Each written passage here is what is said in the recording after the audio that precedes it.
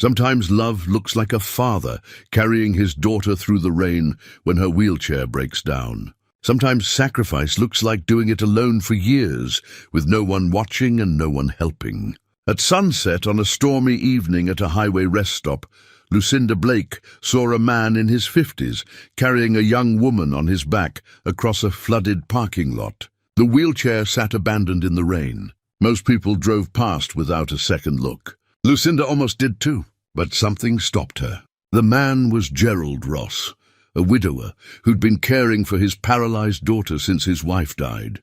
What Lucinda didn't know was that decades ago, this same man saved her brother's life. How could one rainy evening reveal a connection that would change everything? Before we continue, tell us where you're tuning in from.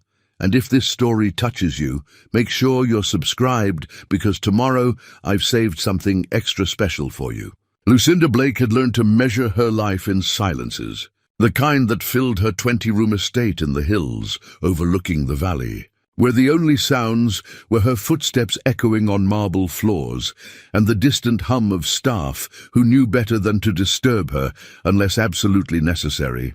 At 58, she had perfected the art of existing without truly living, a skill honed over 2 decades of carefully constructed isolation.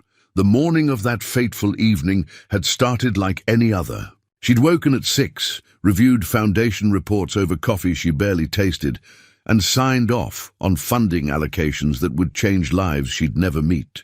The Blake Foundation for Neurological Rehabilitation had been her singular purpose since Peter's death, a monument to a brother she'd failed to save, built on guilt and the kind of wealth that makes everything possible except forgiveness. Her assistant, Patricia Whitmore, had knocked precisely at 9. The quarterly board meeting is at 2, Mrs. Blake. They'll want to discuss the expansion proposal. Lucinda hadn't looked up from the architect's plans spread across her desk. Tell them I'll consider it. I need time to think. Patricia had hesitated at the door, a woman in her late 40s who'd been with Lucinda long enough to recognize the walls her employer built around herself. You know, you could visit one of the facilities yourself. See the work firsthand. The patients receive excellent care. That's what matters. Lucinda's tone had been polite but final, the same voice she used to end all conversations that threatened to become personal. Now, driving through the storm at sunset, Lucinda wondered why she'd taken the highway route instead of her usual path. The board meeting had run long, filled with numbers and projections that should have satisfied her but left her feeling hollow. She told herself it was the weather, wanted to avoid the winding mountain roads in the rain, but some part of her knew she was lying. The rest stop appeared through the downpour like a beacon, and she pulled in only because her driver, Marcus, had suggested it. Just for a moment, ma'am. Let the worst of it pass. That's when she saw them. The man was drenched, his jacket dark with rain, carrying a young woman on his back with the kind of careful determination that spoke of long practice. The woman's arms were wrapped around his neck, her legs hanging limp, and even from a distance, Lucinda could see the exhaustion in both their faces. Behind them, maybe 20 feet back, a wheelchair sat tilted in a puddle, one wheel bent at an unnatural angle. Lucinda's hand went to the door handle before she even realized she was moving. "Mom?" Marcus's voice held surprise. In 3 years of employment, he'd never seen her approach a stranger. "Wait here," she said, and stepped into the rain. The cold hit her like a shock, soaking through her Italian wool coat in seconds. She walked toward them, her heels splashing through puddles, watching as the man noticed her approach. Up close, she could see he was probably in his early 50s, with weathered hands and the kind of face that had seen too many hard days. But his eyes, there was something in them that made her breath catch. Not defeat, despite everything, but a fierce, protective love that reminded her of something she'd lost long ago. "Excuse me," Lucinda called over the rain. "Do you need help?" The man stopped, shifting the young woman's weight carefully. "We're fine, thank you." His voice was rough, proud, the kind that said accepting help didn't come easy, but the young woman on his back spoke up, her voice tired but gentle. "Dad, please." "We're not fine. Dad." The word settled something in Lucinda's chest. She moved closer, really looking at the young woman now. Mid-20s, with her father's eyes and a dignity that her obvious disability couldn't diminish. "I'm Lucinda Blake. I run a rehabilitation foundation about 15 miles from here. Please, let me help you." Gerald, she'd learned his name was Gerald Ross, met her eyes with a mixture of suspicion and desperate hope. The wheelchair broke. "I just need to get her to the truck and we'll figure it out from there. Where's your truck?" He nodded toward the far end of the parking lot, at least 100 yards away. Lucinda made a decision that would have shocked anyone who knew her. "My car is right here. Let me drive you both. We can come back for the wheelchair. We don't need charity." The words came out harder than he probably intended, but Lucinda understood pride. She'd built walls with it. "It's not charity," she said quietly. "It's one human being helping another on a terrible night. Please." The young woman, Natalie, Lucinda would soon learn, tightened her arms around her father's neck. "Dad, I'm so tired." "Please, just this once, let someone help." Lucinda saw the moment Gerald's resistance crumbled, saw the weight of years of carrying everything alone finally become too much. He nodded, just barely, and she turned back toward her car, waving Marcus out to help. Between the three of them, they got Natalie settled in the back seat, her father beside her, his arm supporting her, even though she was safely seated. Lucinda climbed in front, aware of how her $1,000 coat was ruining the leather, not caring at all. "The truck is—" "I know," Lucinda interrupted gently. "But first, let me take you to the foundation. It's closer, it's dry, and we have medical staff on duty. They can check your daughter, make sure she's okay after being in the rain. Then we'll arrange to get your truck and the wheelchair. Please." She watched in the rearview mirror as Gerald looked at his daughter, saw the silent communication between them, the way years of caregiving had created a language beyond words. "Okay," he finally said. "Thank you." As Marcus pulled back onto the highway, Lucinda found herself studying the pair in the mirror. Gerald had pulled off his soaked jacket and draped it over Natalie's shoulders, his own shirt clinging to him, but his focus entirely on making sure she was warm. There was something achingly familiar about his face, about the set of his jaw, and the way his hands moved with such practiced care. "How long has she been—" Lucinda started, then stopped, unsure how to phrase it delicately. 5 years, Natalie answered, saving her the awkwardness. "Started with numbness in my feet. Now it's everything from the waist down. Dad's been taking care of me since Mom died 3 years ago." "I'm sorry," Lucinda said, and meant it more than she'd meant anything in a long time. "We manage," Gerald said, his voice protective. "We do just fine." But Lucinda had spent 20 years running a foundation built on understanding what people didn't say. She heard the exhaustion beneath the pride, saw the medical equipment debt in the worn state of his clothes, recognized the particular isolation that came from being someone's entire world. The foundation appeared through the rain, lit up like a small city, modern and welcoming in equal measure. She designed it that way, wanted it to feel like hope made concrete. As they pulled up to the entrance, she saw Gerald's eyes widen slightly at the scale of it. "All of this," he said softly. "You built all of this?" "In memory of my brother," Lucinda replied, surprising herself with the admission. "He had a second chance at life once. I wanted to give that to others." Something flickered across Gerald's face then, too quick for her to read, but it sent an odd shiver through her, like recognition, or maybe regret. The administrative staff looked up in shock as Lucinda Blake herself walked through the lobby, soaking wet, supporting a stranger. She barely noticed their stares, too focused on making sure Natalie was comfortable. That Gerald knew where everything was, that they both felt, for maybe the first time in a long while, like they'd finally stopped carrying their burdens alone. Outside, the storm continued. Inside, something new was beginning. Dr. Vanessa Pritchard had seen thousands of patients in her 30 years as a neurologist, but something about the young woman sitting before her made her pause. Maybe it was the quiet dignity in Natalie Ross's face, or the way her father hovered nearby, not intrusive, just present. like he'd been standing guard for so long he didn't know how to do anything else. "The damage is significant," Dr. Pritchard said gently, reviewing the hasty examination she'd performed. "But I've seen worse cases show remarkable improvement with the right treatment." Gerald straightened in his chair. "Well, what kind of treatment?" "We've been developing a new protocol here at the Foundation. Combination therapy, targeted nerve stimulation, specialized physical therapy, and a new medication that's showing promise in clinical trials." She paused, choosing her words carefully. "It's not a cure, but we've seen patients regain significant function." Natalie's hand tightened on her father's arm. "How significant?" "In some cases, partial mobility, walking with assistance. It depends on the individual," but Dr. Pritchard met her eyes. "There's real hope here, Natalie. More than you've probably had in a while." Gerald cleared his throat.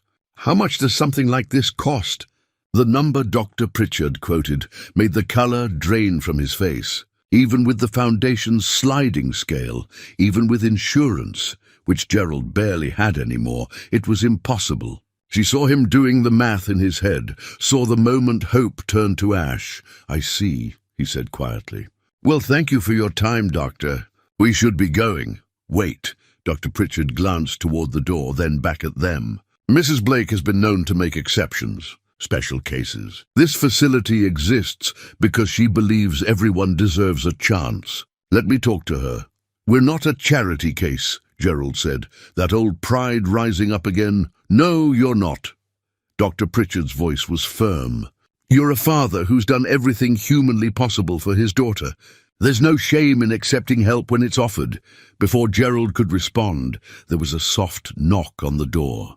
Lucinda stepped inside, still wearing the dry clothes she'd changed into, her hair falling loose around her shoulders in a way that made her look younger, more vulnerable.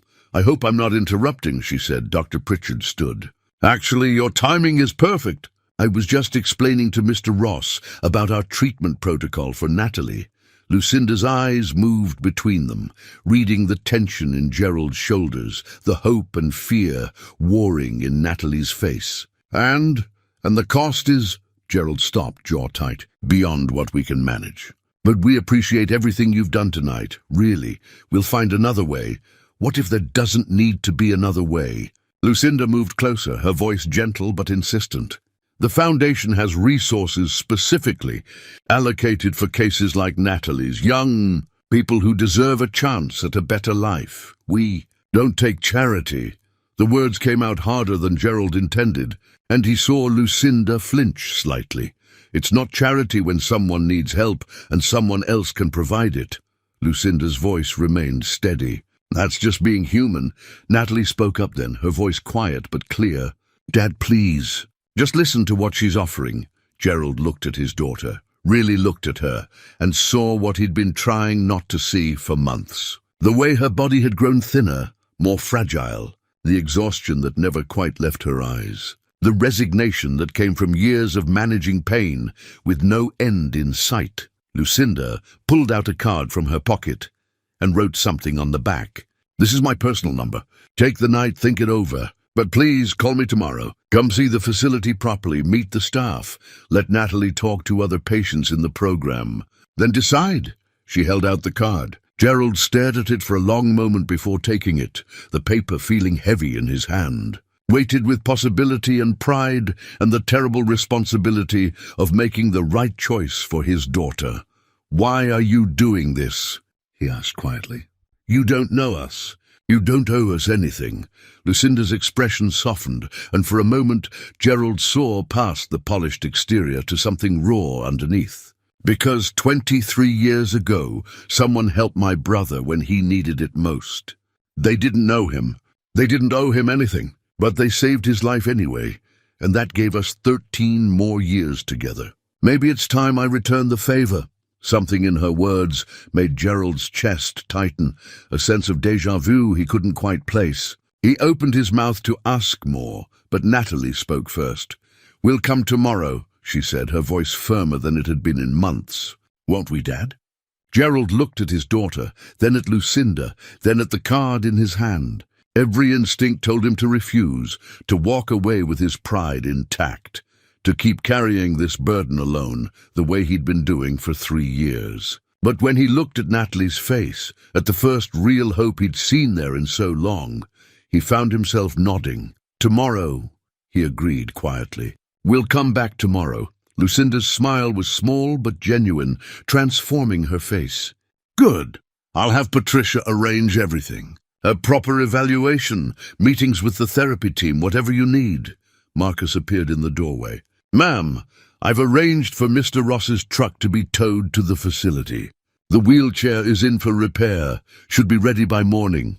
"Thank you, Marcus." Lucinda turned back to Gerald. "Let us drive you home. It's late and you've both been through enough tonight." This time Gerald didn't argue. He was too tired, too overwhelmed by everything that had happened in the span of a few hours. As they made their way back to the car, Natalie dozed against his shoulder, and he found himself studying Lucinda's profile in the dim light.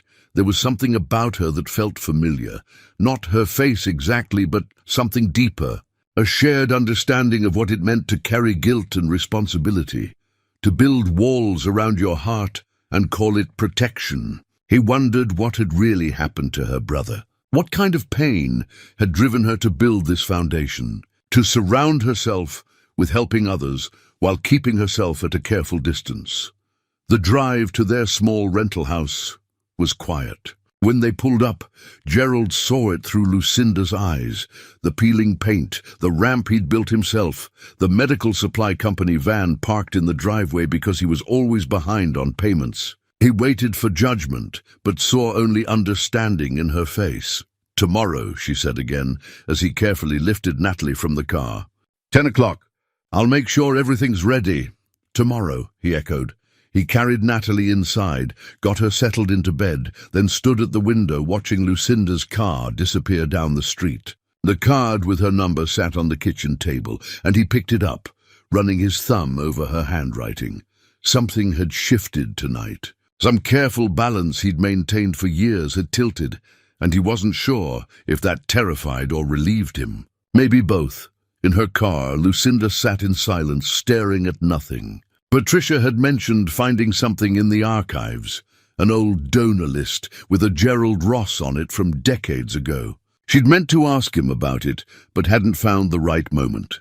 Tomorrow, she told herself. Tomorrow, she'd figure out why his face seemed so familiar, why his presence stirred something in her she'd thought long buried. The rain had stopped, leaving the streets washed clean and gleaming. Somewhere in the city, two lives that had intersected 30 years ago were circling back toward each other, drawn by forces neither quite understood.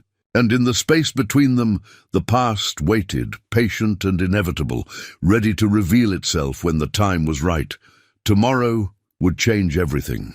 But tonight, they both tried to convince themselves that sometimes accepting help was enough. 3 days later, Gerald stood in the lobby of the Blake Foundation, feeling like he'd stepped into a different world. The space was all glass and natural light, with photographs on the walls showing patients in various stages of recovery. People laughing, walking, living. It was hope made visible, and it made his throat tight. Natalie sat beside him in the repaired wheelchair, her hands folded in her lap. She'd dressed carefully that morning, wanting to look presentable, and Gerald had seen the tremor in her fingers as she'd tried to button her shirt. He'd helped without comment, the way he always did, preserving her dignity in the small ways that mattered. "Mr. Ross?" A woman approached, extending her hand. "I'm Patricia Whitmore, Mrs. Blake's assistant. She's expecting you." Patricia led them through corridors that smelled of coffee and hope rather than antiseptic and resignation. They passed a physical therapy room where people of all ages worked with therapists, their faces determined rather than defeated. Gerald felt something in his chest loosen slightly. Lucinda met them in what she called the consultation garden, a courtyard filled with plants and comfortable seating, designed to feel more like a home than a hospital. She dressed simply today, slacks and a soft sweater, her hair pulled back in a way that made her look approachable rather than intimidating. "Thank you for coming," she said, and Gerald heard genuine warmth in her voice. "I thought we'd start with a tour, then meet with the treatment team. If that's all right with you both. That's fine, Natalie said before Gerald could respond. We want to see everything. The tour took 2 hours. They met Dr. Pritchard again, along with physical therapist Sharon Kennedy and occupational therapist Bernard Wu. They saw the treatment rooms with their state-of-the-art equipment, the patient suites that looked more like hotel rooms than hospital accommodations, the communal spaces where patients gathered for meals and support groups. In one of the therapy rooms, Gerald watched a woman about Natalie's age take hesitant steps between parallel bars, her therapist beside her offering encouragement.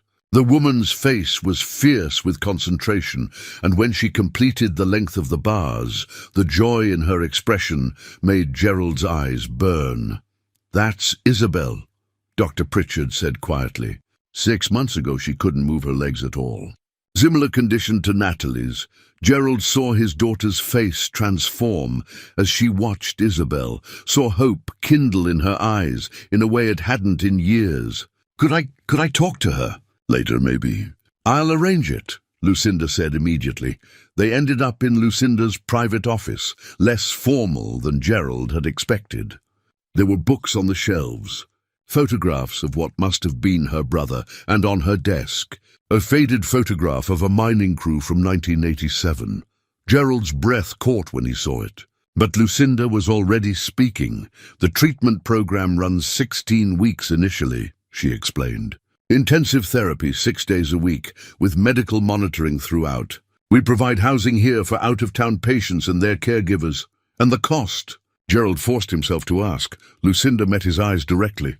The foundation will cover 70%. We have payment plans for the remainder based on income.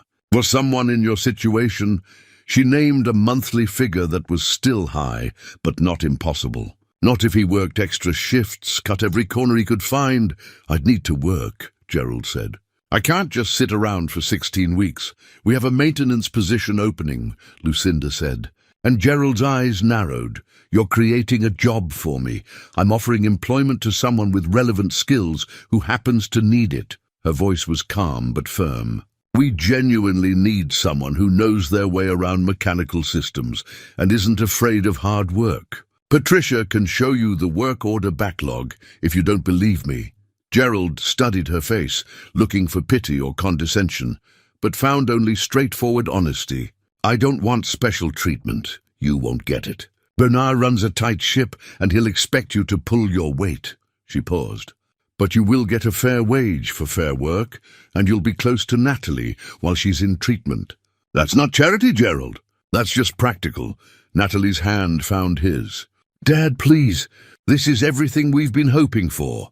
Gerald looked at his daughter, then at Lucinda, then at the photograph of the mining crew on her desk. Something about it nagged at him, but he couldn't place why. He took a breath, feeling the weight of 3 years of solo caregiving pressing down on his shoulders, feeling the exhaustion in his bones, feeling the desperate hope that maybe, just maybe, he didn't have to carry everything alone anymore. All right, he said quietly. We'll do it. Lucinda's smile was radiant. I'll have Patricia draw up the paperwork. You can start Monday if that works for you. The rest of the afternoon passed in a blur of forms and meetings and introductions. Natalie met Isabel, and the 2 young women talked for an hour while Gerald pretended not to watch his daughter laugh for the first time in months. He met Bernard, the facilities manager, a gruff man in his 60s who showed Gerald the maintenance shop and outlined expectations with no-nonsense clarity. I don't care who recommended you, Bernard said bluntly. You do good work, we'll get along fine. You slack off, you're gone. Clear? Clear, Gerald said, and felt oddly reassured by the man's directness. As the sun began to set, Gerald and Natalie prepared to leave. Lucinda walked them to the entrance, and Gerald found himself hesitating at the door. Why are you really doing this? He asked quietly, while Natalie was saying goodbye to Patricia. All of it. This foundation helping us. There's more to it than just honoring your brother's memory. Lucinda was quiet for a long moment, her gaze distant. My brother survived something he shouldn't have. Someone saved him when they didn't have to, when it would have been easier to leave him behind. And then, 13 years later, I killed him anyway, because I was driving too fast on a wet road and I thought I was invincible. Her voice remained steady, but Gerald saw the pain underneath. I can't bring him back. I can't undo that moment, but I can make sure that when people get second chances, they don't waste them the way I wasted his. Does that make sense? Yes, Gerald said softly, understanding in his bones what it meant to carry that kind of guilt. It makes perfect sense. Their eyes met and something passed between them. Recognition of shared wounds, of lives shaped by loss and responsibility. Gerald felt the careful distance he'd maintained start to crack, felt something warm and terrifying seep through. Monday, Lucinda said, breaking the moment. 10 o'clock. We'll get Natalie settled and get you oriented. Monday, Gerald agreed. On the drive home, Natalie was quiet, but Gerald could feel her hope, could sense the shift in her that came from finally having something to work toward. He gripped the steering wheel tighter and tried not to think about how much he was trusting this woman he barely knew, how much he was risking by letting down his guard. In her office, Lucinda sat alone as darkness fell. She picked up the photograph of the mining crew, studying each face, wondering why Gerald's presence felt so familiar. Patricia's note about the archives sat on her desk, reminding her to follow up. Tomorrow, she thought. Tomorrow, she'd solve that mystery, but tonight, she allowed herself to feel something she hadn't felt in 20 years. The fragile, tentative possibility that maybe she could help someone without it being just penance. Maybe, just maybe, this was about more than guilt. She didn't let herself examine that thought too closely. Not yet. 2 weeks into Natalie's treatment, Gerald found himself settling into a rhythm he hadn't known in years. He woke at 6, helped Natalie with her morning routine in the comfortable suite the foundation provided, then headed to the maintenance shop while she went to therapy. The work was honest and demanding, fixing equipment, managing repairs, keeping the sprawling facility running smoothly. Bernard had been true to his word, expecting excellence and giving no special treatment, which Gerald appreciated more than kindness would have allowed. But it was the small moments that surprised him. The staff who learned his name, who asked about Natalie's progress, the other patients' families who nodded in recognition, fellow travelers on the same difficult road, and Lucinda, who appeared at unexpected times in the garden where he took his lunch break, in the hallway outside Natalie's therapy sessions, always with a quiet word or a gentle question that never felt intrusive. On a Thursday afternoon, Gerald was repairing a temperamental elevator when Lucinda found him, sleeves rolled up, hands covered in grease. "I'm told you fixed the problem our regular contractor couldn't solve," she said. Leaning against the doorframe, Gerald wiped his hands on a rag. Just needed someone willing to get dirty and trace it back to the source. Wasn't complicated, just time-consuming. "Bernard says you're the best hire he's made in 5 years. She smiled. "High praise from him. He's a good man. Doesn't waste words." Gerald closed the elevator panel, testing the buttons. The car moved smoothly and he nodded with satisfaction. "How's the expansion planning going?" Patricia mentioned something about it, slowly. "The board wants 3 new facilities, but She hesitated, and Gerald saw something vulnerable cross her face. "I'm not sure I can manage that level of growth. It feels like losing control of what this place means." They walked together toward the garden, the late afternoon sun painting everything gold. Gerald had learned that Lucinda came here when she needed to think, and he'd started doing the same, drawn by the peace of it. "Tell me about him," Gerald said as they sat on a bench near the fountain. "Your brother." "If you want to." Lucinda was quiet for so long he thought she might not answer. Then she began to speak, her voice soft with memory. Peter was brilliant. Not just smart. Brilliant in the way that meant he saw connections other people missed. He wanted to be a neurologist, even before the accident. Wanted to help people who'd been told nothing could be done. She smiled sadly. "He worked at the mine during summers to pay for medical school. My parents had money, but Peter insisted on earning his own way. Said it would make him appreciate the opportunity more." "The accident," Gerald prompted gently, his chest tight with a feeling he couldn't name.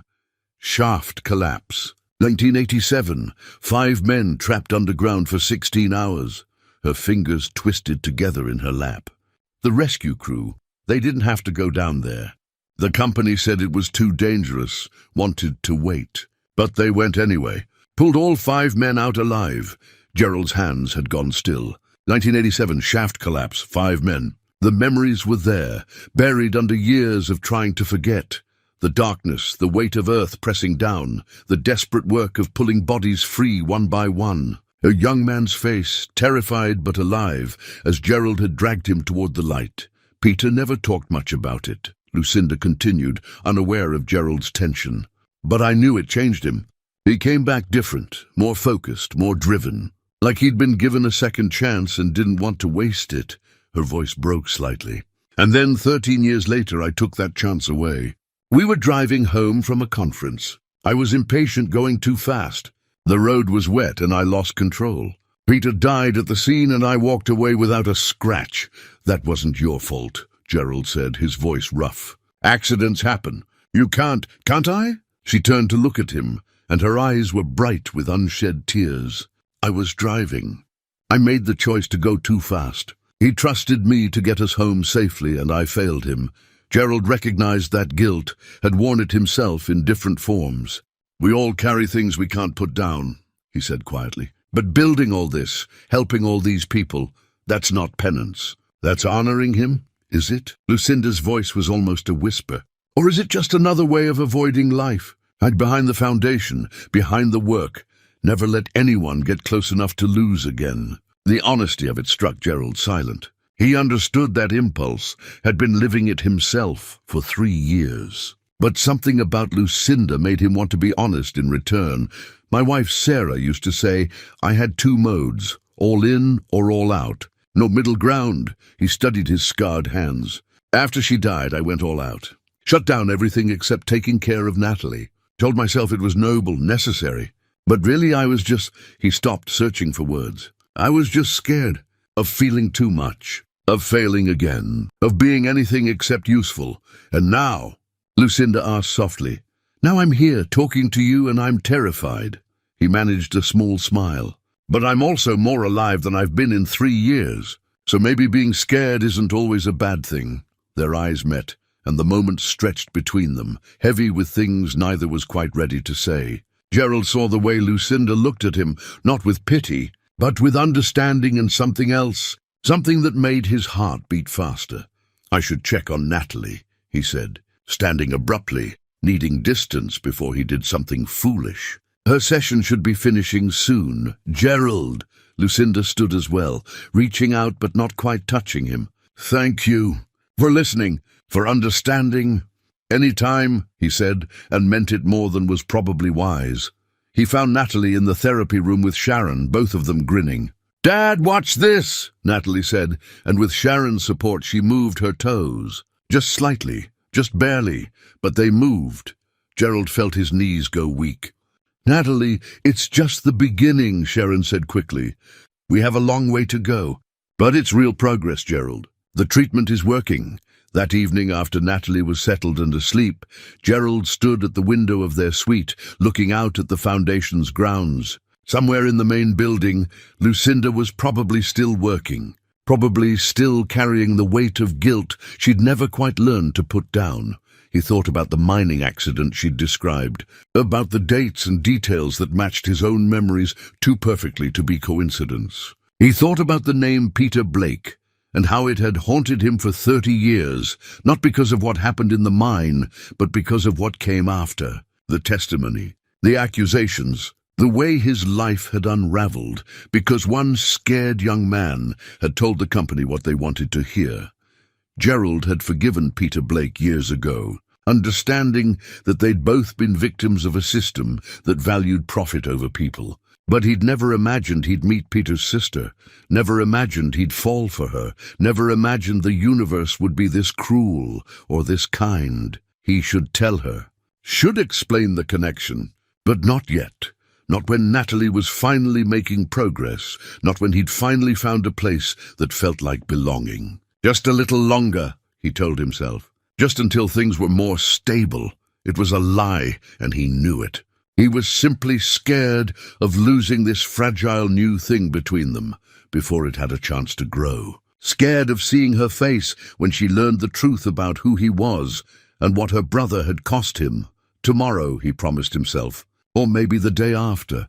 But the truth, patient and inevitable, was already stirring in the archives where Patricia worked, already beginning its slow march toward the light. 6 weeks into treatment, Natalie achieved what Dr. Pritchard called a major milestone.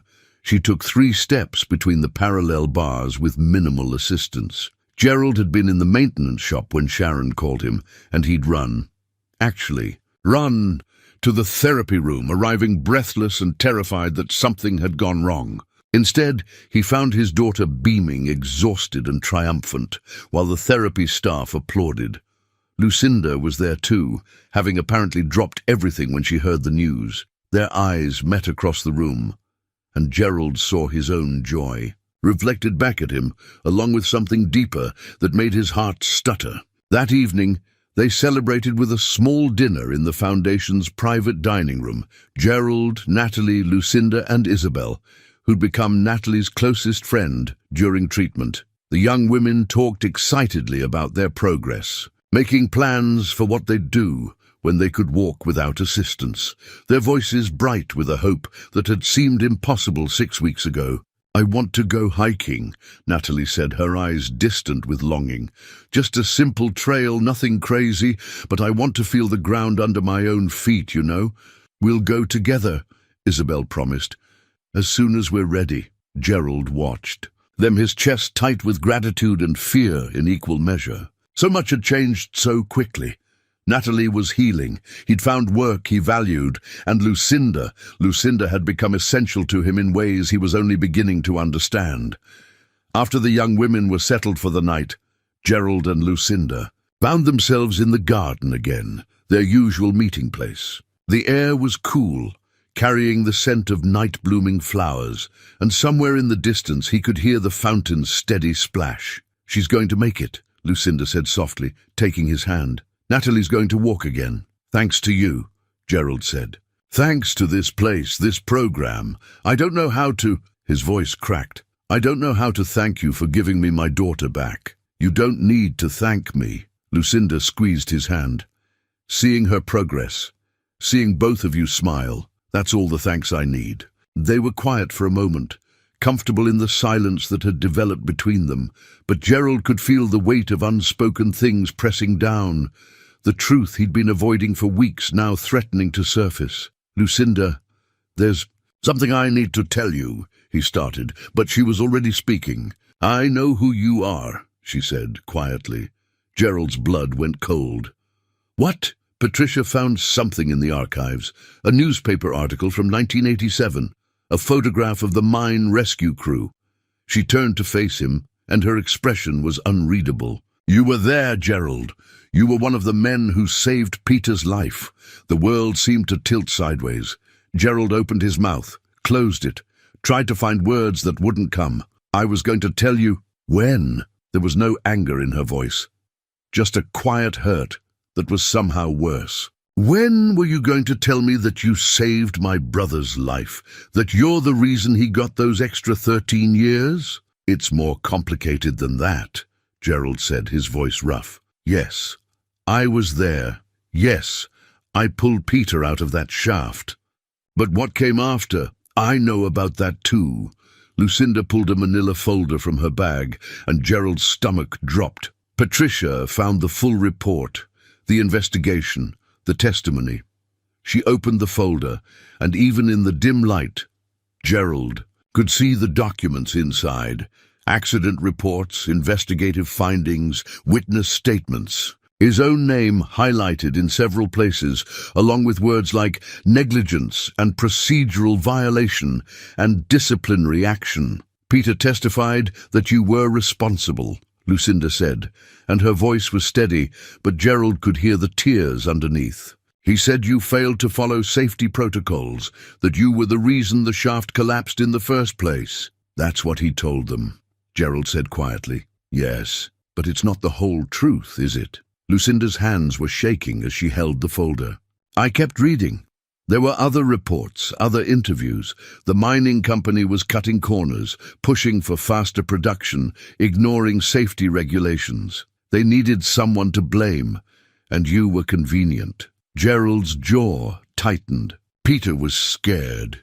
He was 24 years old, had his whole future ahead of him, and the company told him if he didn't give them a name, they'd make sure he never worked in medicine. They'd tie him up in lawsuits, ruin his career before it started. So he gave them yours. Lucinda's voice broke. He saved himself by destroying you. He was just a kid, Gerald said, surprising himself with the absence of bitterness in his voice. He made a choice under pressure. I understood that even then. The mine fired me, blacklisted me in the industry. I lost my career, my reputation, my ability to provide for my family the way I'd planned. But I was alive, and so was he, and that's what mattered. How can you be so calm about this? Lucinda's tears were falling now, catching the moonlight. He ruined your life, Gerald. Everything that came after, your wife having to work herself to exhaustion, the financial struggles, all of it, stems from what Peter did to you. And yet I'm here, Gerald said gently. I found other work. I had a daughter I love more than life itself. I met a woman who makes me feel alive for the first time in years.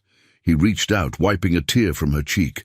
If Peter hadn't testified, if things had gone differently, I might not have ended up on that highway during that rainstorm, might never have met you. And that would be the real tragedy. Lucinda shook her head, stepping back from his touch. You should hate me. You should hate this place, hate everything I represent. I built this foundation with money I inherited from Peter, money he earned, partly because you saved his life and then took the fall for what the company did. I don't hate you, Gerald said firmly. I could never hate you. You should. Her voice was anguished. Don't you see? Everything I've given you, Natalie's treatment, your job, all of it, it's built on what my brother took from you. It's not generosity, Gerald. It's blood money. It's me trying to pay back a debt I didn't even know I owed. That's not true, isn't it? Lucinda's eyes flashed. I kiss you. I let myself feel things for you, all while sitting on this secret that changes everything. What does that make me? Human, Gerald said. It makes you human. You didn't know, Lucinda. You can't be held responsible for something you had no part in. But I do know now, she said quietly, and I have to decide what to do with that knowledge. The silence stretched between them, heavy with the weight of revelation and choice. Gerald wanted to reach for her, to close the distance that had opened in the space of a conversation, but he forced himself to stay still. What do you want to do? He asked finally. Lucinda looked at him for a long moment, her face illuminated by moonlight and tears.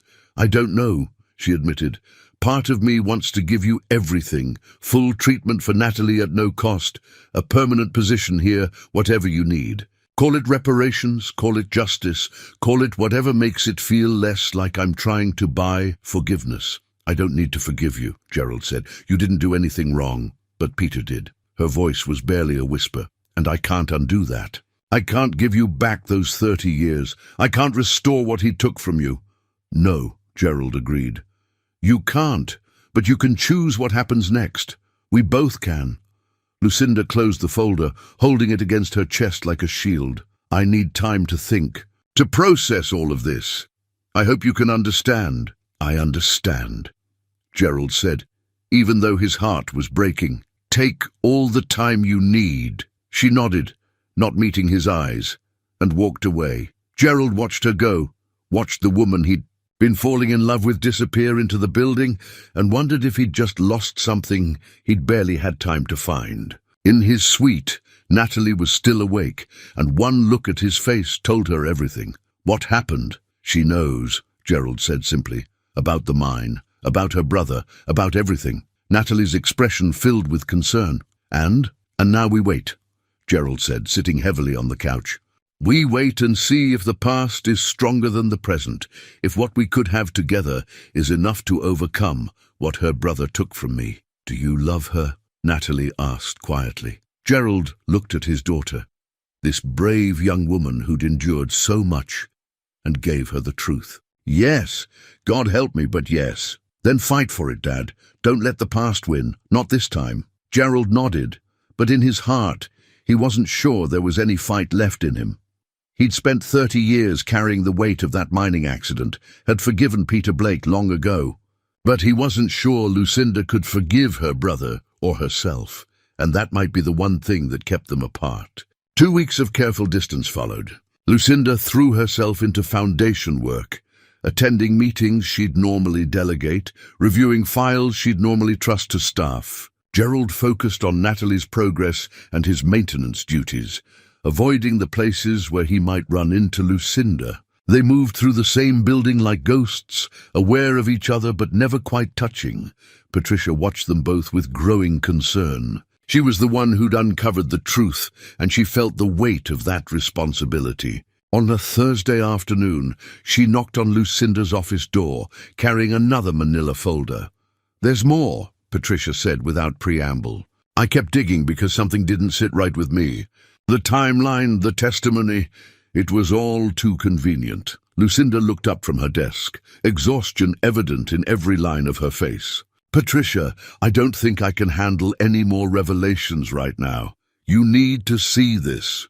Patricia set the folder down and opened it. This is the complete mining accident report from 1987, not the sanitized version the company released, but the full investigation that came out 5 years later when the mine finally closed. She pulled out a thick document, tabbed and highlighted. The company was under federal investigation for safety violations. They'd been cited repeatedly for inadequate shoring, outdated equipment, and pushing workers to exceed safe production quotas. The shaft that collapsed? It should have been reinforced weeks before the accident, but the company delayed to save money. Lucinda's hands trembled as she took the document. "What does this have to do with Peter's testimony?" "Everything." Patricia pulled out another document, a sworn statement dated 1992. "This is from the federal investigation. 3 former company executives testified that they coerced Peter into blaming Gerald Ross. They told him that if he didn't identify someone as responsible, they'd make sure he was charged with criminal negligence himself. They threatened his medical career, his future, everything." Lucinda read the statement, her vision blurring with tears. They forced him, Patricia confirmed. "But there's more. Look at this." She pulled out a handwritten letter, the paper yellowed with age. Dated March 15th, 1992. The handwriting was Peter's. Lucinda would recognize it anywhere. "Dear Gerald Ross," Lucinda read aloud, her voice shaking. "I don't know if you'll ever read this letter. I don't even know if I'll have the courage to send it. But I need to write it anyway, need to put into words the guilt I've been carrying for 5 years. The letter went on for 3 pages, detailing everything, how the company had threatened Peter, how he'd been young and scared and convinced he had no choice, how he'd tried to recant his testimony later, but the company had buried it, how he'd spent years trying to find Gerald to apologize, to make amends somehow, but the mining company had sealed all personnel records. "You saved my life that day," the letter concluded.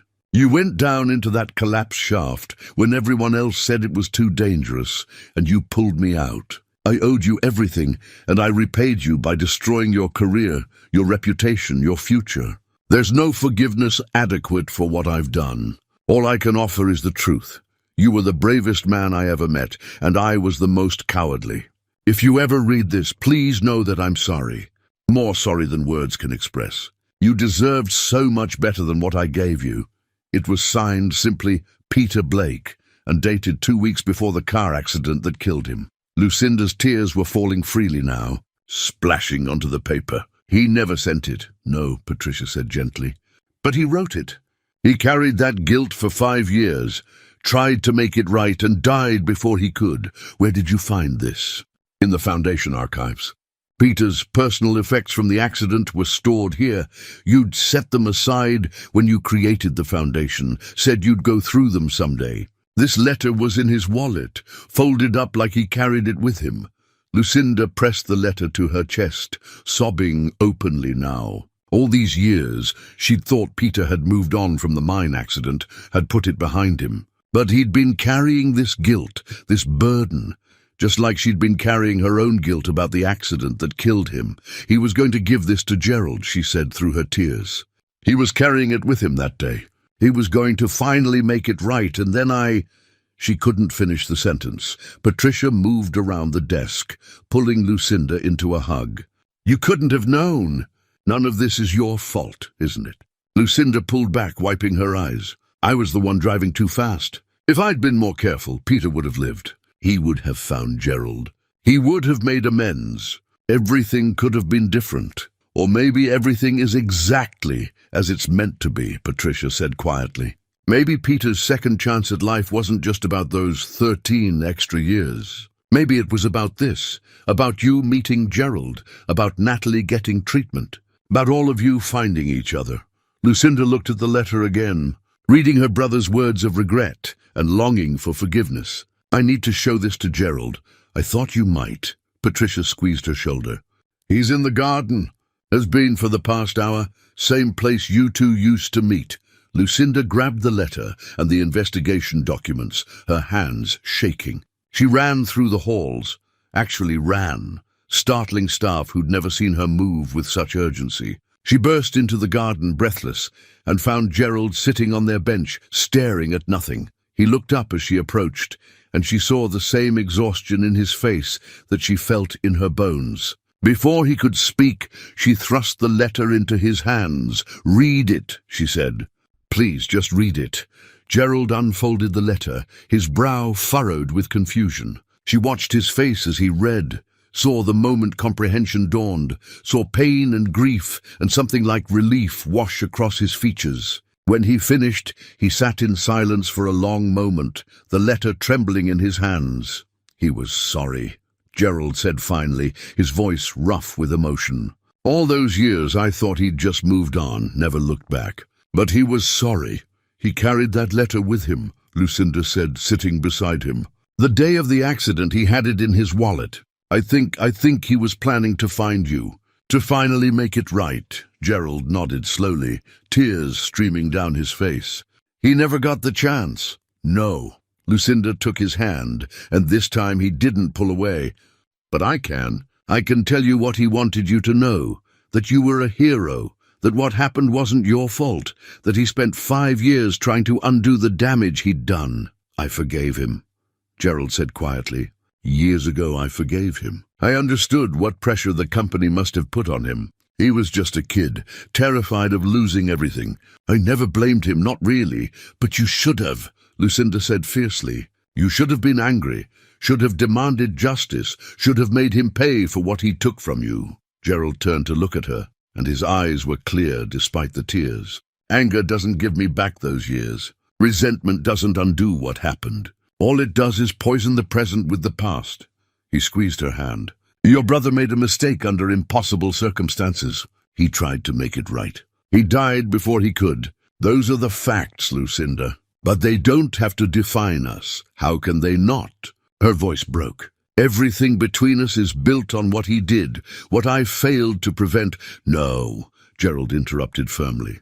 Everything between us is built on what we chose to do when we met. You chose to stop at that rest area. I chose to accept your help. We chose each other, Lucinda, independent of everything that came before.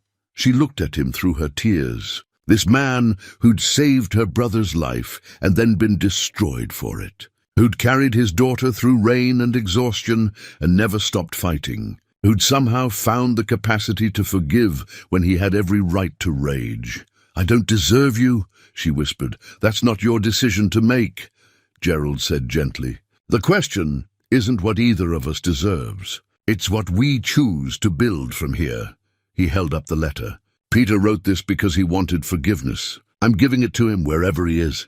But more than that, I'm giving it to you. For carrying this guilt, for building this foundation, for helping my daughter when you had no reason to. I forgive you for things that were never your fault in the first place. Lucinda broke then, sobbing into his shoulder as he held her. All the guilt she'd carried for 20 years. All the weight of her brother's death and the secrets she hadn't known she was keeping. It all poured out in that garden while Gerald held her steady. This man who understood better than anyone what it meant to carry things you couldn't put down.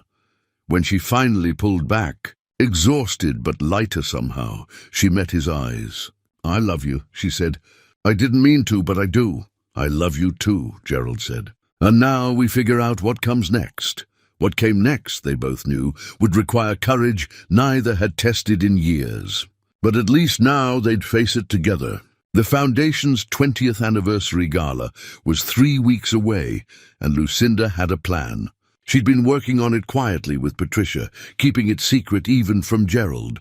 It was audacious, maybe even foolish, but it felt necessary, a public acknowledgement of the debt her family owed, and a way to finally set the record straight. In the meantime, life at the Foundation continued its forward momentum. Natalie's progress accelerated after the emotional breakthrough between Gerald and Lucinda. She was walking with a walker now, taking tentative steps that grew stronger each day. The joy in her face made everything else seem insignificant.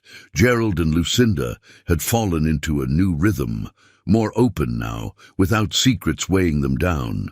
They spent evenings together, sometimes talking, sometimes just sitting in comfortable silence. The physical intimacy between them had deepened too, careful and tender, both of them treating what they had as the precious thing it was. But Gerald could sense Lucinda was planning something. She had that distracted air he'd come to recognize, the way she'd bite her lower lip when working through complex problems. He didn't push, trusting that she'd tell him when she was ready. 2 weeks before the gala, Lucinda finally revealed her plan. They were in her office, and she pulled out a presentation mock-up, her hands trembling slightly. "The Foundation's anniversary celebration," she began. "I want to use it to tell the truth. About Peter, about the mining accident, about you, everything." Gerald's stomach dropped. "Lucinda, hear me out." She opened the presentation, showing him slides she'd prepared. "I've commissioned a commemorative plaque honoring the 1987 mine rescue team. Your name will be prominent, listed as team leader, which according to the records you were. I want to present it publicly, with full acknowledgement of what happened afterward." "Why?" Gerald asked quietly. "Why make this public?" "Because you deserve it," Lucinda said fiercely.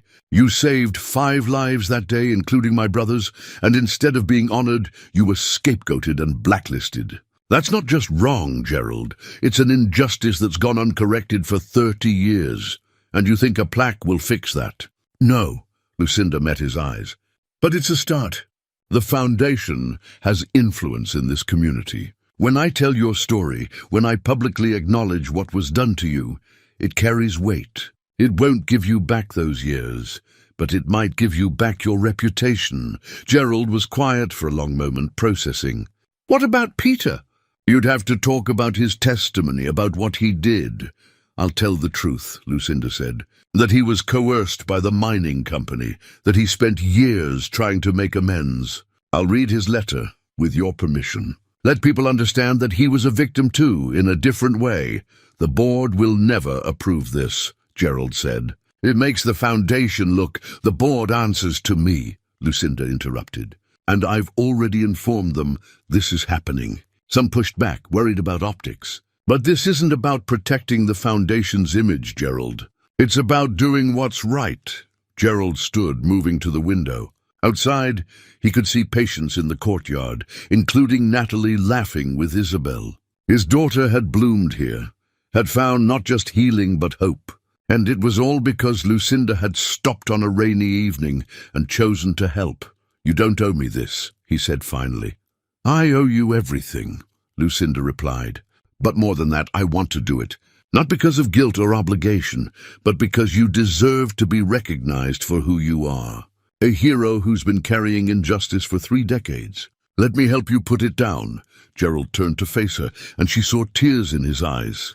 "All right," he said quietly. "If you think it's the right thing to do." Lucinda crossed the room and took his hands. "I love you.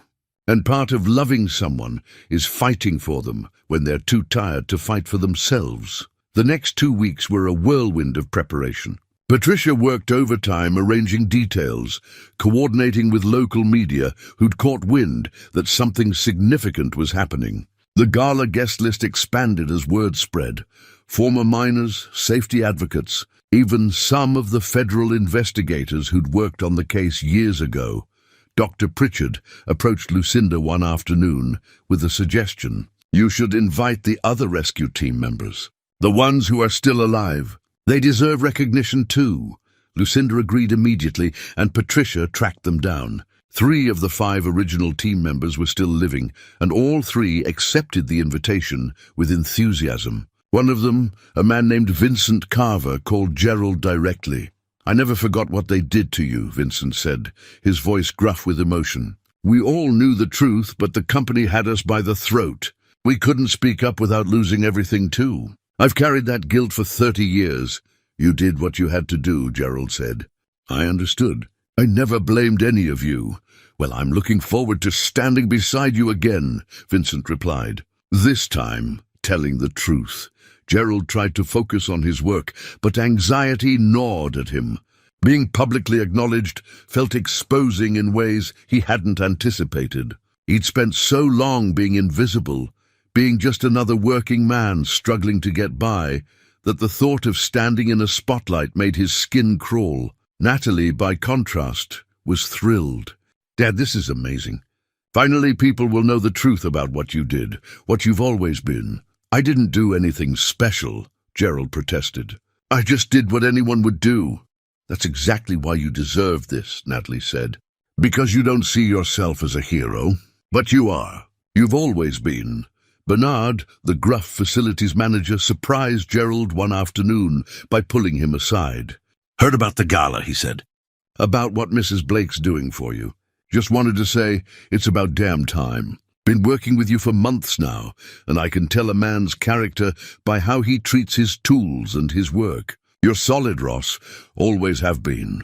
The unexpected validation made Gerald's throat tight. Thank you, Bernard. That means a lot. Also means you're stuck with us now, Bernard added with a rare smile. Mrs. Blake's making your position permanent, and I'm not breaking in another maintenance director. So don't get any ideas about leaving.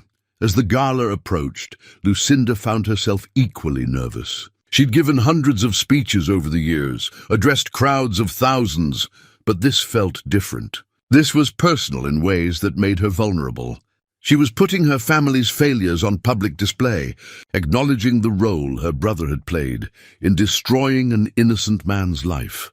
Patricia found her rehearsing in her office the night before the event.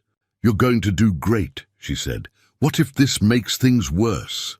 Lucinda asked, what if people think I'm just trying to buy forgiveness, to make myself feel better?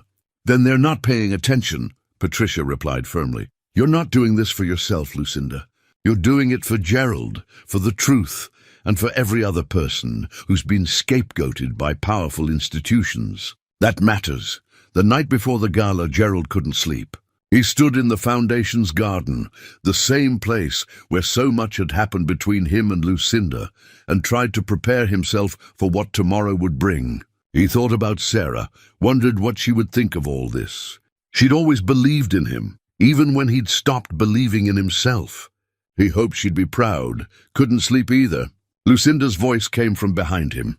He turned to find her wrapped in a shawl, her hair loose around her shoulders. Nervous, he admitted. Me too. She moved to stand beside him. What if this makes things worse? What if we're opening wounds that should stay closed? We're not opening wounds, Gerald said gently. We're finally cleaning them out so they can heal properly. That's different. Lucinda leaned against him, and he wrapped his arms around her. They stood like that for a long moment, drawing strength from each other, preparing for the moment when the past and present would finally, publicly collide. Thank you, Gerald said quietly. For seeing me, for fighting for me, for loving me enough to do this. Always, Lucinda whispered. No matter what tomorrow brings. Above them the stars wheeled in their ancient patterns, indifferent to human drama. But here in the garden, two people who'd found each other across years and pain and impossible circumstances held each other close, ready to face whatever came next.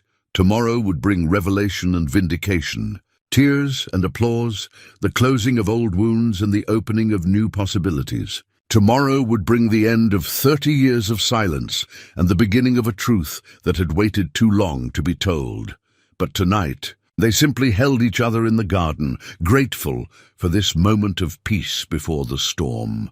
And when they finally walked back to their rooms, hands linked, they both slept better than they had in weeks.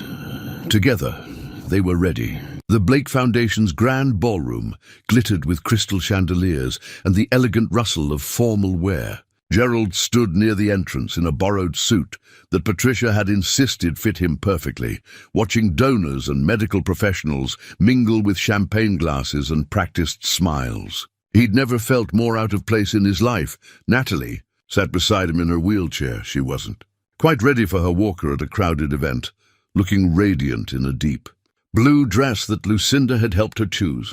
Isabel was with her, the two young women talking quietly, their friendship evident in every gesture. "You're going to be fine, Dad," Natalie whispered, squeezing his hand. "I'm terrified," he admitted. "Good, that means it matters." She smiled. "Mom would be so proud of you right now." Gerald's throat tightened. He wished Sarah could be here to see this, to see Natalie healing, to understand that the struggles they'd endured hadn't been meaningless, that something good had come from all of it. Vincent Carver appeared through the crowd, his weathered face breaking into a grin. At 68, he still carried himself like the miner he'd once been, solid, dependable, unshakable. "Ross, been too long, brother." They embraced and Gerald felt 30 years fall away. "You didn't have to come all this way." "Are you kidding?" "Wouldn't miss this for the world." Vincent nodded toward two other men making their way over, the other surviving members of the rescue team. "We've been waiting 3 decades to set the record straight. About time someone gave us the chance." The reunion was bittersweet, filled with memories of the men they'd been and the ones they'd lost. 2 of their team had died in the intervening years, one to black lung disease, the other to a heart attack at 52. The mines had taken them in the end, even if more slowly than that collapsed shaft might have. Patricia appeared at Gerald's elbow. 5 minutes, Mr. Ross. Mrs. Blake is ready when you are." Gerald nodded, unable to speak. Natalie squeezed his hand once more, and then Patricia was guiding him and the other rescue team members toward the stage where a podium stood. A cloth-covered object beside it that Gerald knew was the commemorative plaque. Lucinda stood off to the side, elegant in a silver gown that made her look both powerful and vulnerable. When their eyes met across the room, she smiled, a real smile, warm and encouraging, and some of Gerald's anxiety eased. The Foundation's board president opened the evening with the usual speeches about achievements and milestones, about the hundreds of patients who'd found hope within these walls. Gerald barely heard it, his heart pounding so hard he was sure everyone could hear it. Vincent stood beside him, solid and reassuring, occasionally muttering comments about the fancy crowd that made Gerald want to laugh despite his nerves. Then Lucinda stepped to the podium, and the room fell silent. The transformation was immediate. This was Lucinda Blake, the philanthropist, the businesswoman, the force of nature who'd built an empire of healing from the ashes of her grief. "Thank you all for being here tonight," she began, her voice steady and clear. 20 years ago, I founded this institution in memory of my brother, Dr. Peter Blake. Most of you know that story, how Peter died in a car accident that I survived. How I built this place as a way to honor his legacy and his passion for helping others. She paused, her hands gripping the podium, and Gerald saw the moment she shed her public persona and became simply herself, vulnerable, honest, real. But there's a part of that story I've never told. A part that goes back to 1987, to a mining accident that should have killed my brother but didn't. Gerald saw people lean forward, attention caught by the shift in Lucinda's tone. The room had gone absolutely still, every eye on her. On August 14th, 1987, a shaft collapsed at the Riverside mine, Lucinda continued. 5 men were trapped underground for 16 hours. The company said it was too dangerous to attempt a rescue, that we should wait for specialized equipment that might not arrive in time. The men trapped below were running out of air, running out of time, running out of hope. She gestured, and Patricia activated a screen behind her. A grainy newspaper photo appeared. Young men in mining gear, their faces streaked with dust and exhaustion, arms around each other's shoulders. Gerald recognized himself immediately, barely 22, standing beside the men who'd become his brothers that day. Vincent was there too, grinning despite the exhaustion, and the others who'd risked everything. But a group of miners, men who worked that same dangerous job every day. They didn't wait, Lucinda said. They didn't calculate odds or consider liability. They went down into that collapsed shaft, knowing they might not come back up. Because 5 human beings needed help, and that was all that mattered. The photograph remained on the screen.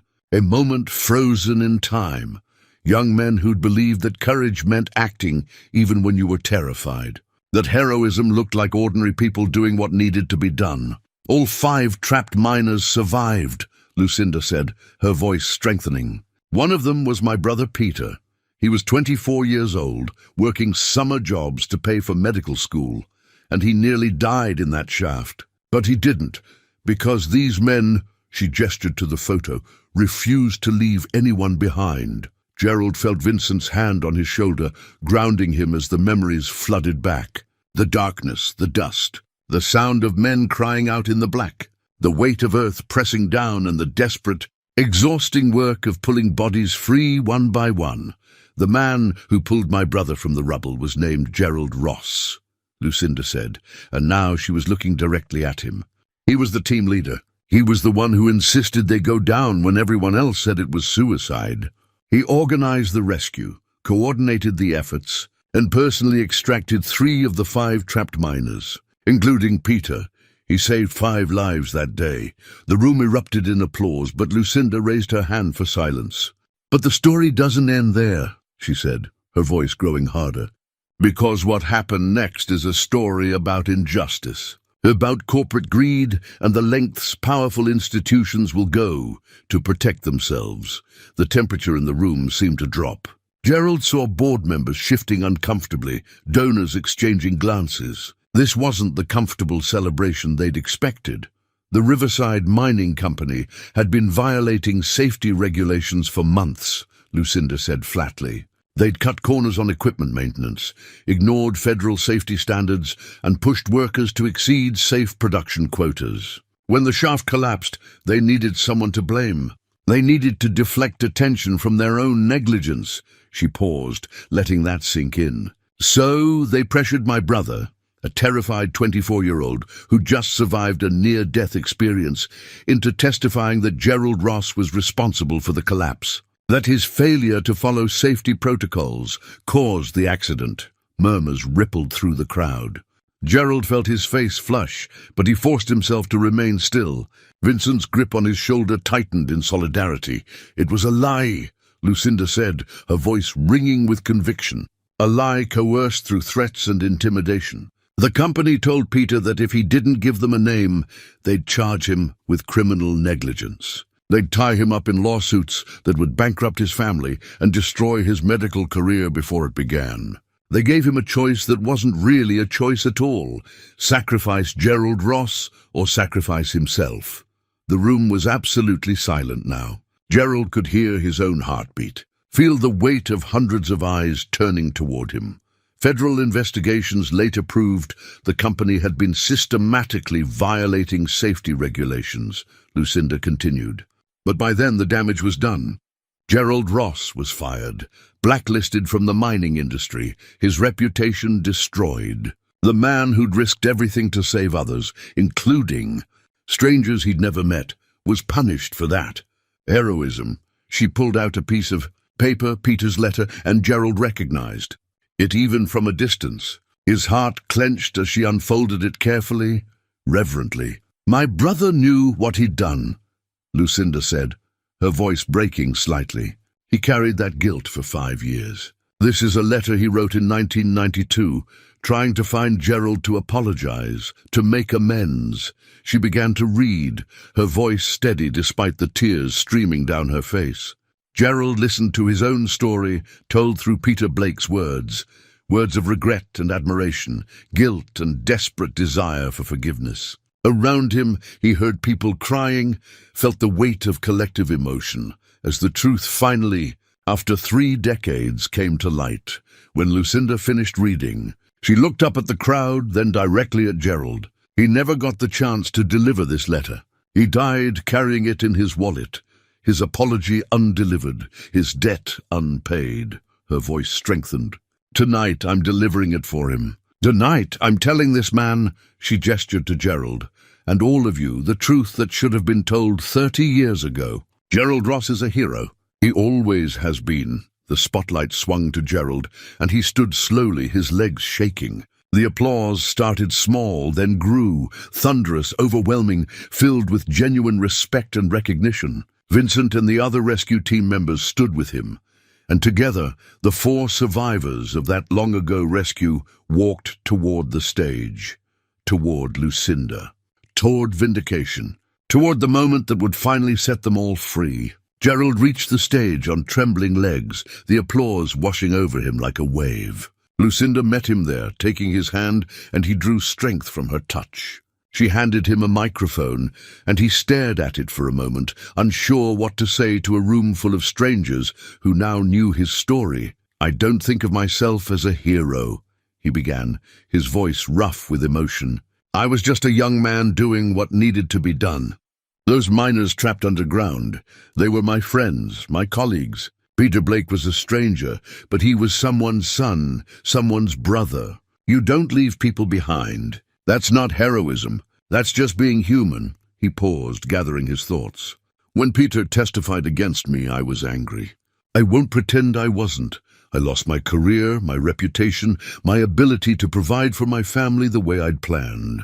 But over the years, I came to understand that Peter was a victim too. The mining company, they created a situation where a scared young man felt he had no choice but to sacrifice someone else to save himself. That's not Peter's failure. That's the failure of a system that valued profit over people." Gerald looked out at the crowd, saw faces watching him with respect and compassion. "I forgave Peter Blake years ago. And tonight, hearing that he carried guilt for what he did, that he tried to make amends, it doesn't change the past, but it gives it meaning. We were both broken by what happened in that mine. But maybe, just maybe, some good can come from it now." Lucinda stepped forward then, and Patricia appeared with the covered plaque. Together, they unveiled it, a beautiful bronze piece with the names of all 5 rescue team members. Gerald's name at the top with the inscription, "Heroes who descended into darkness to bring others into light." The applause was thunderous. Gerald felt tears streaming down his face. 30 years of pain and injustice finally acknowledged. Lucinda pulled him into an embrace, and he held her tight, both of them crying openly. When they finally separated, Lucinda returned to the microphone. "There's one more thing," she said. "Gerald Ross has been working at this foundation for the past 2 months, and in that time he's proven himself to be an invaluable member of our team. I'm offering him a permanent position, Director of Safety and Facilities, with full benefits and a salary commensurate with his skills and experience." Gerald's eyes widened. They discussed continuing his work here, but never with this kind of formal recognition. "Beyond that," Lucinda continued, her voice strong, "I'm establishing the Peter Blake Memorial Scholarship Fund.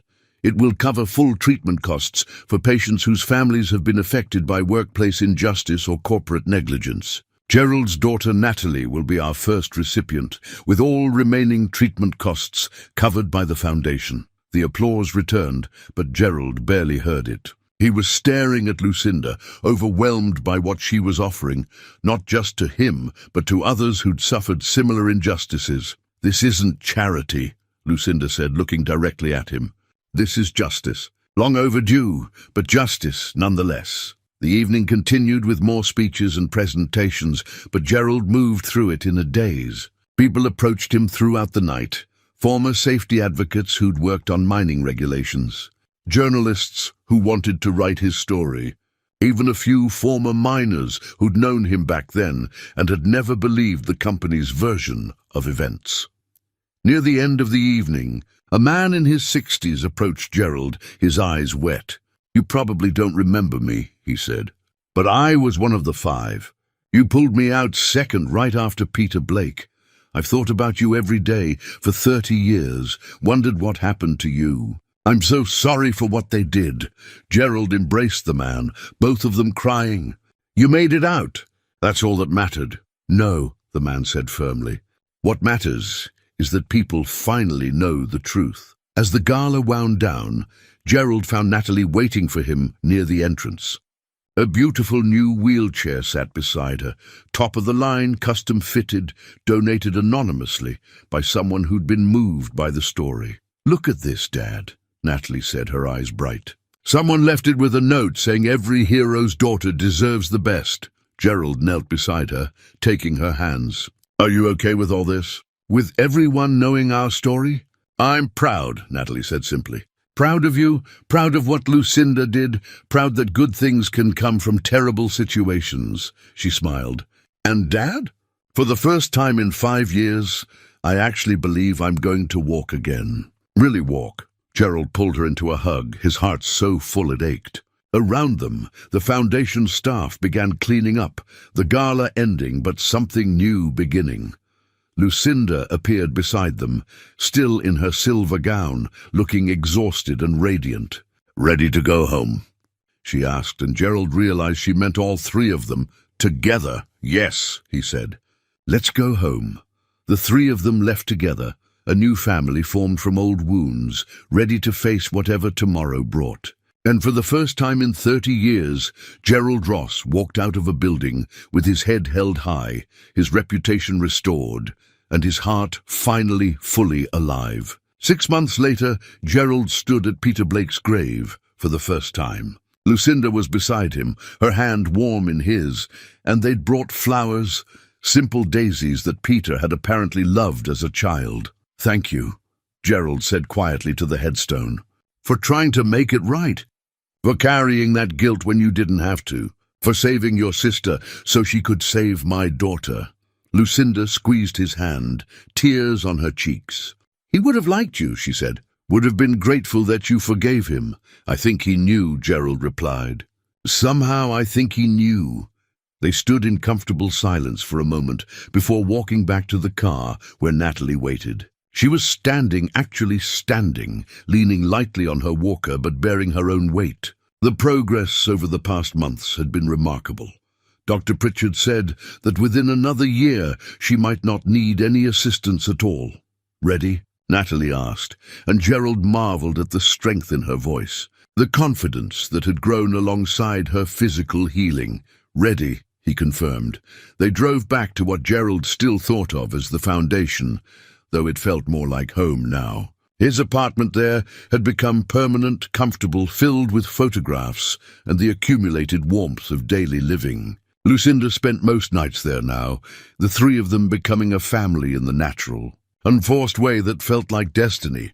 The foundation itself had expanded, energized by the story that had emerged from the gala. The Peter Blake Memorial Scholarship Fund had received donations from across the country, enough to help dozens of families.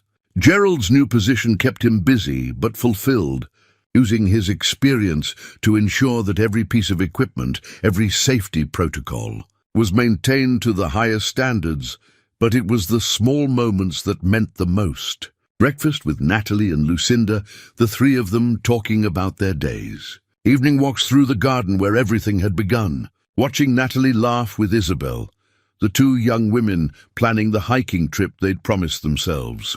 On a Thursday evening, Gerald found Lucinda in her office, working late as usual. He knocked softly, and she looked up with a smile that still made his heart skip. "Come distract me," she said. "I've been staring at budget projections for too long." Gerald sat across from her, studying the woman he'd somehow been lucky enough to love.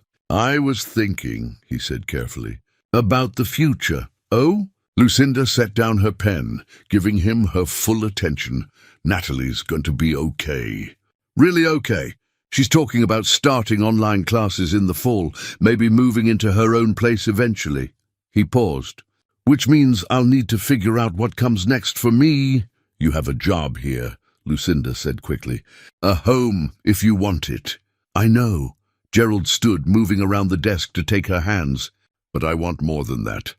I want this to be our home, officially, permanently. Lucinda's eyes widened as Gerald pulled a small box from his pocket. It wasn't expensive. He'd bought it with his own money. Determined not to let her pay for everything, but it was beautiful in its simplicity. "Lucinda Blake," he said, his voice steady despite his racing heart. "You stopped on a rainy evening when you didn't have to. You saw me, really saw me, when I'd convinced myself I was invisible. You gave my daughter her life back and gave me a reason to believe in second chances." He opened the box, revealing a modest diamond ring. "Will you marry me?" Lucinda's tears were immediate and joyful. "Yes," she said, laughing through her crying. "Yes, absolutely yes." He slipped the ring on her finger and they kissed, deep and sweet and full of promise. When they finally pulled apart, both of them were grinning like teenagers. "Natalie's going to be insufferable," Gerald said. "She's been hinting about this for weeks. She helped me pick the ring," Lucinda admitted.